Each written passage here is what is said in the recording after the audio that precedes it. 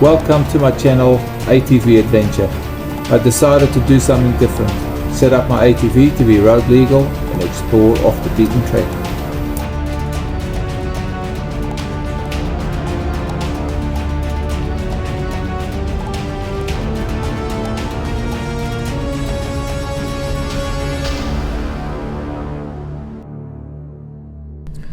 Welcome to the third episode of my ATV adventure through New Zealand.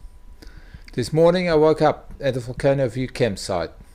This campsite is more of a cozy restaurant where you can also set up your tent than a campsite with a place where you can have something to eat, if that makes sense. It is run by a lovely Dutch family and I had a great time sitting down with a beer looking at the view of the volcano. After breakfast, I'm driving into town to meet up with Joop and Carmen from Incafe, an organic coffee roastery. Joop and I hail from the same area in Holland, and we soon realized we know some of the same people. Small world. Joop and I talked over a coffee or two and showed me around his operation. Very impressive. Unfortunately, I have no footage of this. Next, I drive around the volcano and stop over in Puketi, a cafe nestled in a series of beautiful rhododendron gardens on the slopes of Mount Taranaki. After lunch, I continue my drive around the mountain and stop in Stratford to fill up before heading direction Whangamomona. For those who know me by now will realize that of course I will be taking the adventurous route. After a couple of k's on the forgotten highway from Stratford to Taranaki, I turned off into the Aotearoa Valley, heading towards the famous Bridge to Somewhere. This is the start of the old Whangamomona road, one of my bucket list drives. Because of unsafe bridges on this trek, the local council closed the trek some 20 years ago. Only recently this trek has been reopened after a mammoth effort by the Whangamomona Road Action Group. Over the years I have followed and supported this group, and I'm glad they managed to save this trek. For most of the length of the trek it follows the Whangamomona River and sports a few tunnels with high vaulted roofs. At the end of the trek you enter Whangamomona from the south and drive right past the Whangamomona campsite. I decided to stay at the campsite where I had a powered site. That night I visited the Whangamomona Hotel for dinner. I will now show you some footage of this part of the trip. The first part of the trip around the mountain was on narrow roads through thick bush. As you can see, this car nearly took me out.